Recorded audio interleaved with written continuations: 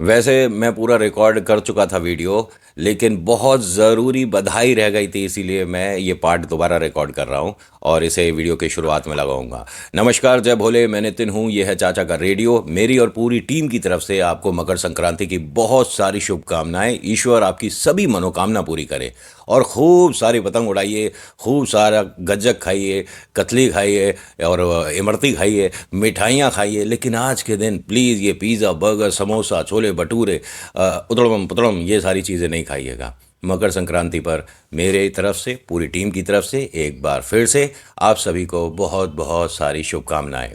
जय भोले। अब वीडियो शुरू करता हूँ।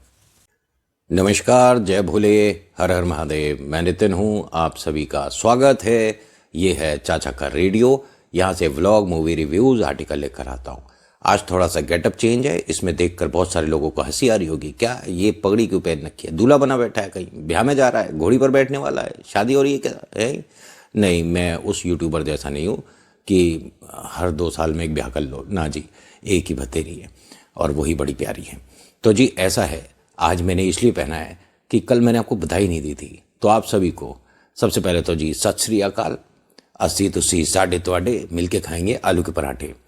और ਤੁਹਾਨੂੰ लख लख ਵਧਾਈਆਂ। गुरु आप पर मेहर करे। असी तुसी साढ़े तुहाडे 2 बार हो गया। खैर कोई बात नहीं, असी चंगे है, तुसी बताओ कैसे हो और की करदे पिया, तुसी की करदे पिया। मैनू पंजाबी नहीं आती है, तुहानू आती है तो ठीक है, मैनू नहीं आती है। मैनू जितनी आती है उतनी नहीं, उन्नी मैंने सारी यहाँ पे दस दी। अब तुसी दसो, तुसी कैसे हो और किदा, क्या हालचाल तुहाडे। बस इतना ही बहुत है, ये बहुत कुछ याद किया था। वैसे तो मेरे बहुत सारे पंजाबी दोस्त हैं, मैं उनसे बहुत सारी लाइन लिखवा सकता था, बहुत सारी, बट उसे कैसे प्रोनाउंस किया नहीं आता अपने को। तो बहुत सारे जो मेरे पंजाबी मित्र हैं, पंजाबी मेरे दोस्त, आप सबको बहुत बहुत बधाइयाँ।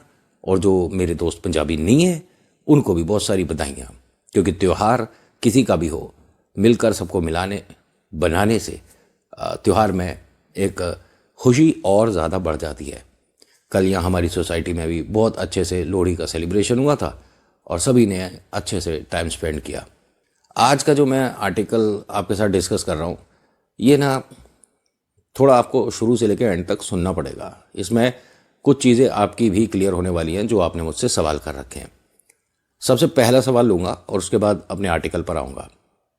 एक मुझे किसी कोई बहुत सारे पॉडकास्ट पे भी गया हुआ है, ये इनकी फ़ोटो भेजकर पूछा हुआ है कि ये रियल में इन पर कोई कृपा है। वो कहता है कि देवी माँ की कृपा है इसके ऊपर और भगवती माँ ने इनको बचपन से ही एक अलग स्पेशल दर्जा दे रखा है। तो देखिए, जो भगत है, जो माँ की आराधना कर रहा है, जो ये कहता है कि उस पर माँ का कोई हल्का सा जर्रा, हल्का सा अंश आता है और वो लोगों की मदद करता है भूत प्रेत उतारने में। ध्यान से सुन लेना, मैं बहुत आराम से और धीरे धीरे बता रहा हूँ ये बात। मुझे किसी से कोई परेशानी नहीं है, बट आपके सवाल को अच्छे से आंसर करने की कोशिश कर रहा हूँ। आप कहते हो कि हमारे घर से वो ज़्यादा दूर नहीं रहता।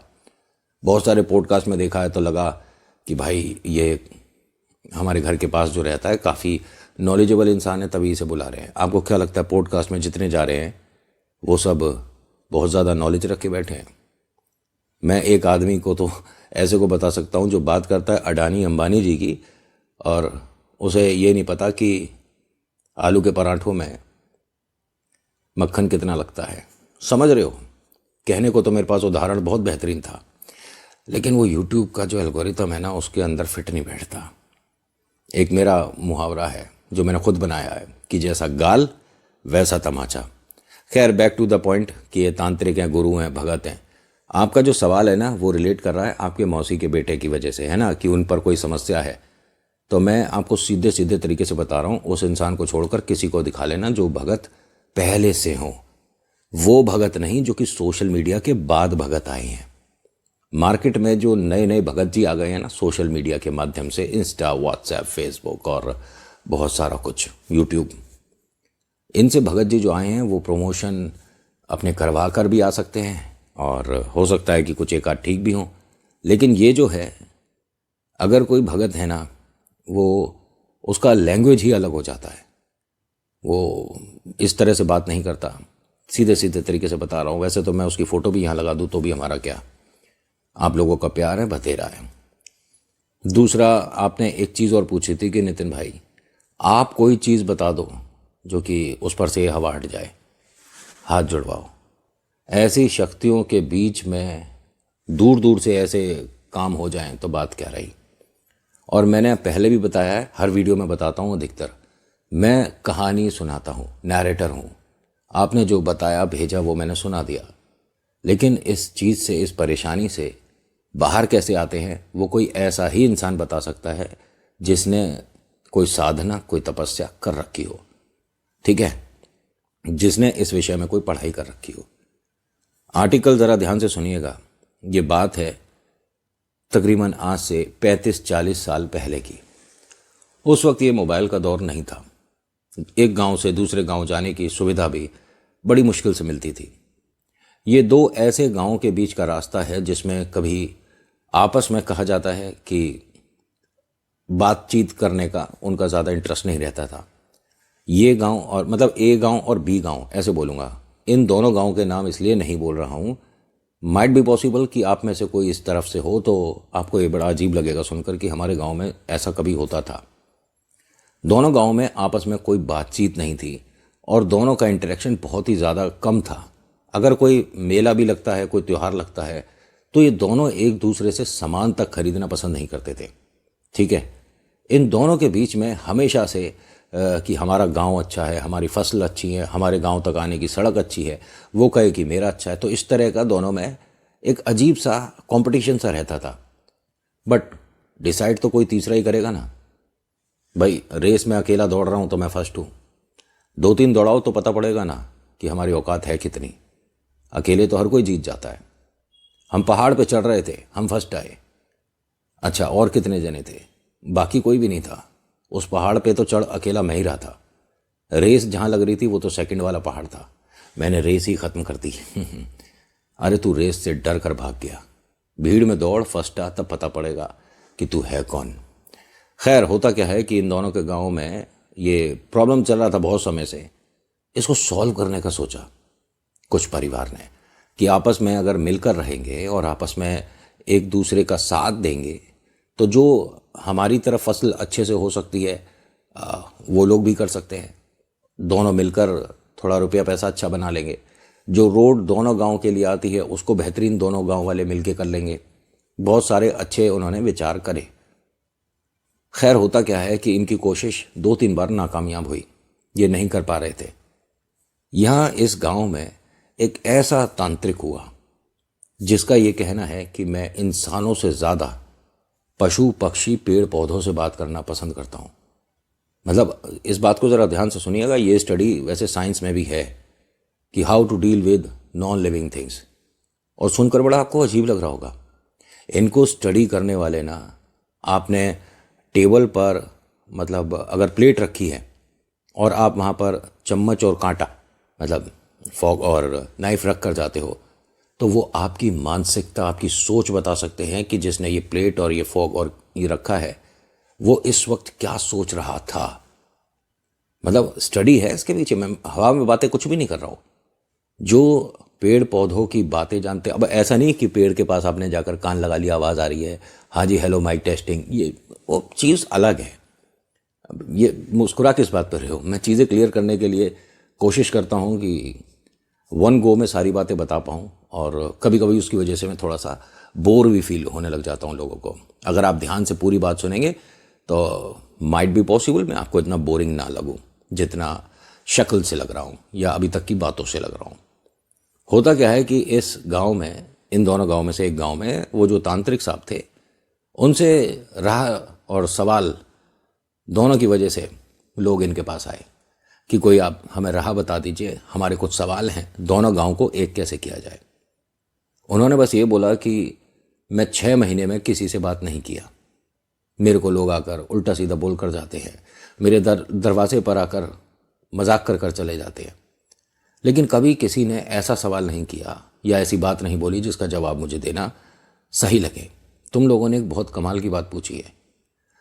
इसने एक पूजा बताई कि आपको किसी गांव में किसी इंसान से जाकर बात नहीं करनी, अपने गांव में आसपास का माहौल ठीक करने के लिए, एक कह सकते हैं कि शुद्धिकरण के लिए आपको बरगद और पीपल, 3 पीपल 3 बरगद इस गांव में बतेरे हैं, 1 2 नहीं, बहुत हैं।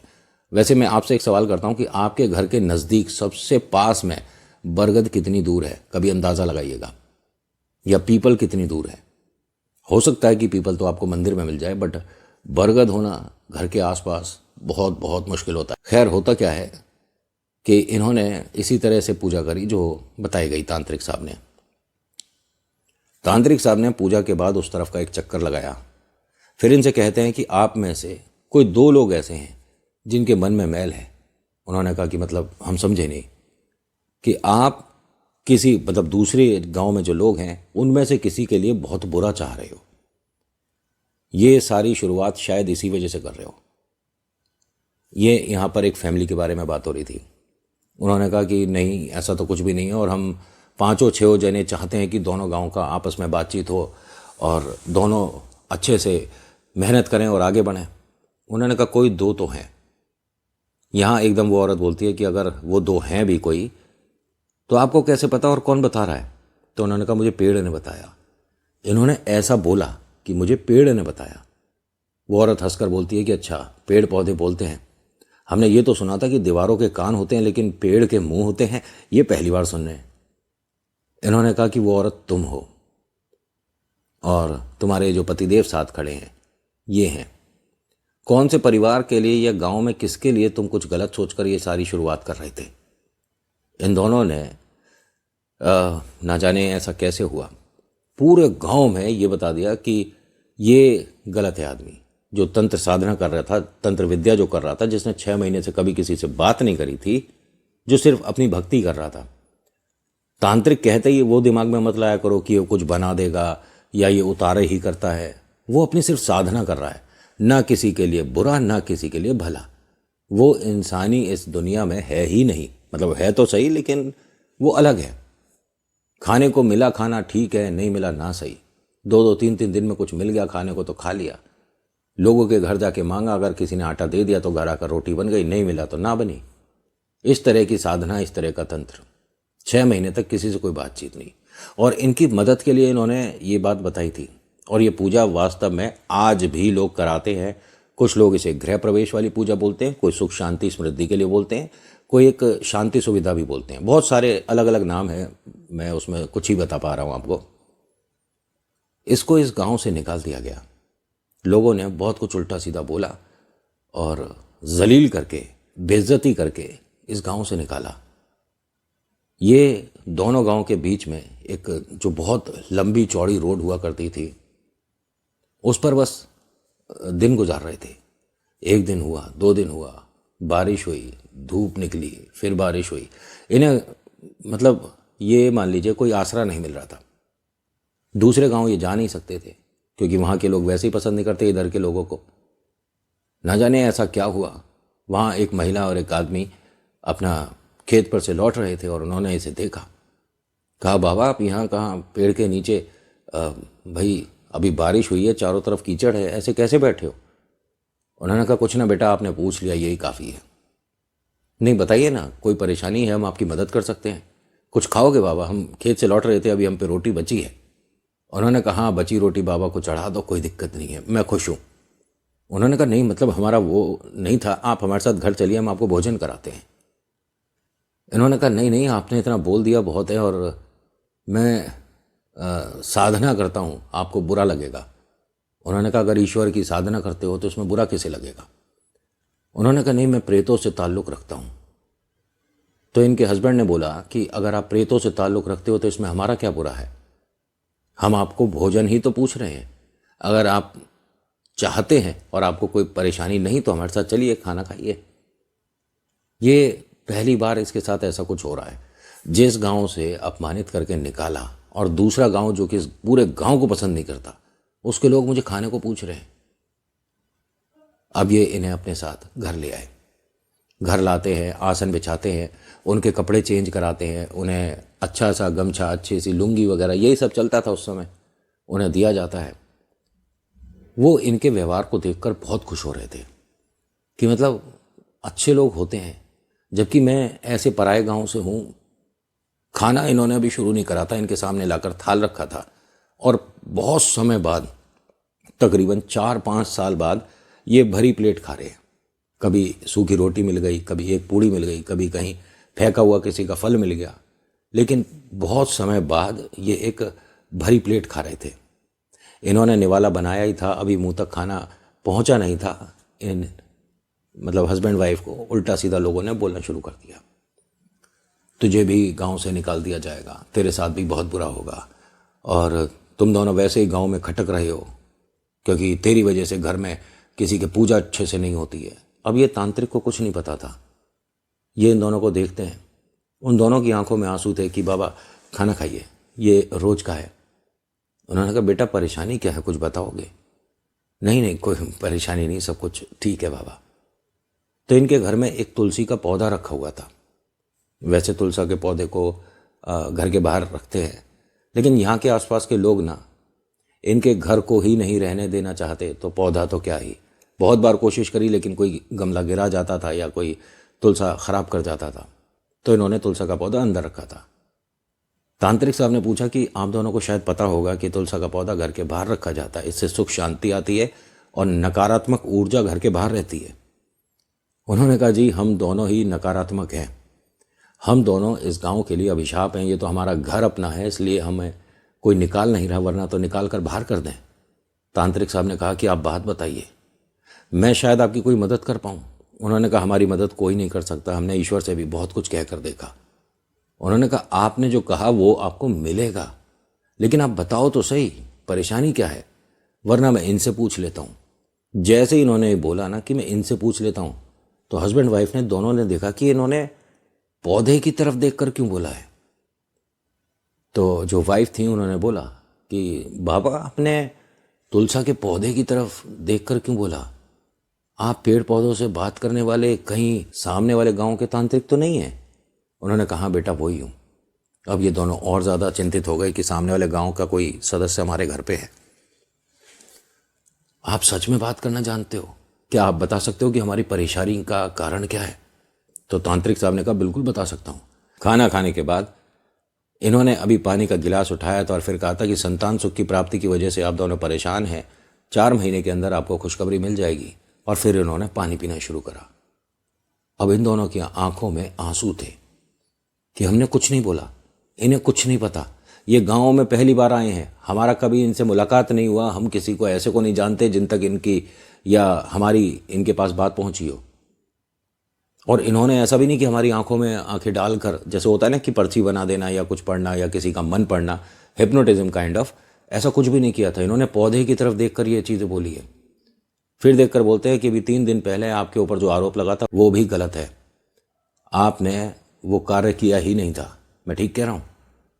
अब ये जो हस्बैंड है रोते हुए इनके सामने आकर बैठ गए कि ले बाबा मैं जिनके यहाँ नौकरी करता हूँ उन्होंने तो 3 बोरी का इल्ज़ाम मेरे ऊपर लगाया हुआ है। उन्होंने कहा वो बोरी मालिक के घर पर निकलेगी, जिसके यहाँ तुम काम करते हो उसी की खाट के नीचे छुपाई है जो तुम्हारे साथ काम करता है, नाम उसका सा अक्षर से शुरू होता है। तो एकदम दोनों एक दूसरे को देखते हैं कि ये सुरेश हैं, हमारे गांव में मुखिया जी के बेटा है वो तो, लेकिन वो उनके यहाँ काम नहीं करता, कभी कभी आता है।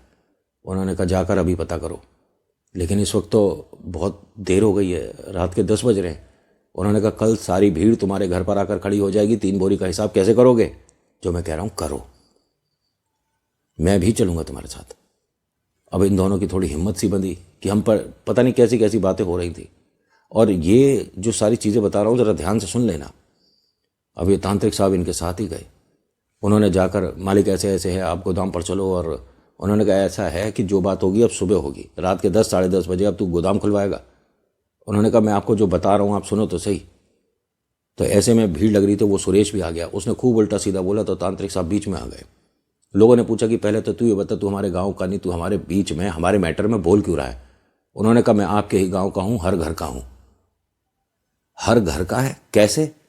उसने कहा वो मैं बाद में बताऊंगा, पहले इसकी सुन लो। उसने गांव में मतलब वही गोदाम खुलवाया और खाट के नीचे छुपाई हुई वो 3 बोरियां निकल गईं। सुरेश ने बहुत कोशिश करी बीच में रोकने की, लेकिन सब सामने आ गया।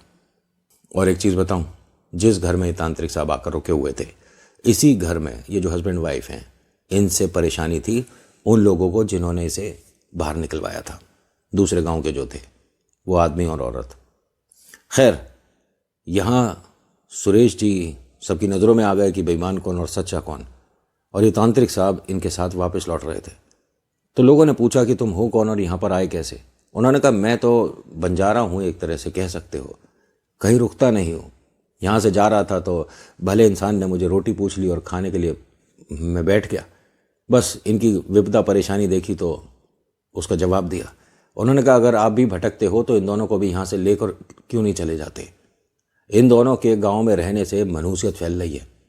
इन दोनों के यहाँ रहने से आप मानिए कि घर में अगर किसी की खुशखबरी होती है ना, तो अगर ये दोनों दिख जाएं तो वो मातम में बदल जाता है।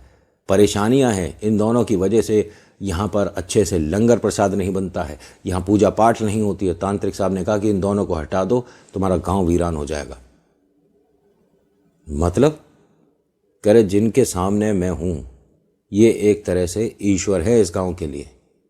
अरे बेकार की बातें करते हो, ये कोई ईश्वर नहीं है। और तुम होते कौन हो इनकी साइड लेने वाले? हमने कहा कि जैसे तुम भटक रहे हो ऐसे इन्हें ले जाओ। तांत्रिक ने कहा मैं प्रेत हूं। अब जैसे इन्होंने बोला सब लोग पीछे पीछे हट गए कि क्या मतलब है, ये क्या बोल रहे हैं? मैं प्रेत हूं। अगर अब भी यकीन नहीं आता तो तुम सबके पीछे खड़ा हूं, एक बार पलट कर देखो। यहां सबने डर की वजह से पलट कर देखा और जिनके घर पर ये आए थे इन्होंने भी अपने पीछे पलट कर देखा। तो करीब 40-50 लोग खड़े थे और सबके पीछे ये खड़ा था। फिर आवाज आई कि यकीन हो गया कौन हूं मैं? अब सब लोग जो इतने सवाल जवाब या बहुत सारी बातें कर रहे थे शांत हो गए। तांत्रिक ने कहा अभी भी अगर यकीन नहीं आया तो आप सिर उठाकर देखो, सिर झुकाकर देखो, हर जगह मैं दिखने वाला हूं। लोगों ने डरते डरते सिर उठाकर देखा तो पेड़ पर लटका हुआ दिख रहा है। जमीन की तरफ देख रहे हैं तो इनके पैर के पास जमीन पर पड़ा हुआ है। ये चारों तरफ आदमी हर किसी को दिख रहा था। कोई दाएं खड़ा है, बाएं खड़ा है, कोई फर्क नहीं पड़ता, लेकिन हर किसी को अपने लेफ्ट राइट ऊपर नीचे हर जगह यही दिख रहा था। अब आप सबको यकीन हो गया होगा कि मैं कौन हूं। अब मेरी बात जरा ध्यान से सुनिए। आपको और सामने वाले गांव को मिलकर रहना चाहिए, वरना हम शक्तियां इस जगह अपना डेरा बनाने को तैयार थीं। मैं बहुत समय से यहां रह रहा हूं, लेकिन किसी को पता नहीं कि मैं इंसान हूं कि प्रेत हूं। तांत्रिक मानते हो आप सब मुझे, और मैंने इनके घर पर आकर भोजन करा है। इस घर पर कभी कोई संकट नहीं आना चाहिए। मैं इस घर के हमेशा इर्द गिर्द रहूंगा। आपको वैसा ही रहना है सबके साथ जैसे रहते हो। इनके साथ बातचीत हो, गुस्सा गुस्सी हो, जो मर्जी हो, लेकिन अपमानित मत करना। मैं इनके आसपास हूं। और ऐसा बोलकर ये इनके घर में चला गया। अब भैया जिस घर में ये आदमी बोल कर गया कि मैं प्रेत हूं, तो उस घर में रहने में इन दोनों को डर नहीं लगेगा? खैर वो अंदर गया है तो हो सकता है खाना पानी की वजह से गया हो। दरवाज़ा खोलकर इन दोनों ने, हस्बैंड वाइफ ने कहा कि लेकिन बाबा आप हमारी बात तो सुनिए। अब बाबा अंदर है नहीं। अब सब लोग चिंतित कि ये गया तो घर में ही था, एक कमरे का ही छोटा सा मकान था, कच्चा पक्का सा जो पहले बनता था। इन्हें समझ नहीं आया कि ये अभी हुआ क्या था। किसी ने तेजी से कहा कि बाबा वो जा रहे। तो लोगों ने उस तरफ थोड़ी जैसे तैसे करके मशाल से या कैसे भी करके रोशनी करके देखी, तो वो जो सामने की रोड थी, कच्ची पक्की सी जो रोड थी, जहाँ से इनको लेकर आए थे, वो उस तरफ से ही बाहर की तरफ जा रहे थे। मतलब दोनों गांव के भीतर नहीं, वो बाहर जा रहे थे। इन सब की तरफ देखा और उन्होंने हाथ उठा दिया कि मैं इंसान ही हूँ, थोड़ा सा विद्या जानता हूँ, और बोलकर चले गए। जितना समय उन्होंने बताया था उतने समय बाद इनके घर खुशखबरी आई। गांव की जितनी भी महिलाएं थीं जो इसे अभागन बोलती थीं या इसे बांझ बोलती थीं, वो सब इसका मान सम्मान भी करने लगी। और वो सब इन दोनों को अब उस नज़र से नहीं देखती थी जैसे पहले देखा जाता था। इस गांव की बात सामने वाले गांव में भी पहुंची। अब गांव में डर का माहौल भी था कि भैया जिसको 6 महीने इतने समय से हमने कभी बोलते नहीं देखा था, वो इसलिए कि वो इंसान था ही नहीं, तो वो प्रेत था। जबकि वो प्रेत नहीं था, वो एक ऐसा इंसान था जो अच्छी खासी हिप्नोटिज्म जानता था। बस आज के आर्टिकल में इतना ही। कैसा लगा बताना ज़रूर। मुझे कुछ इंटरेस्टिंग लगा तो मैंने सोचा आप लोगों के साथ शेयर किया जाए। अगर अच्छा लगा तो प्लीज़ लाइक करिएगा, नहीं लगा तो डिसलाइक करिएगा और बताना मुझे कि क्यों आपको पसंद नहीं आया। So thank you so much for watching. मेरा नाम नितिन, मुलाकात करूँगा एक नेक्स्ट वीडियो में। हर हर महादेव, जय भोलेनाथ, धन्यवाद। और लख लख बधाइयाँ एक बार फिर। बारात आ गई है, हम खाना खाने जा रहे हैं। धन्यवाद।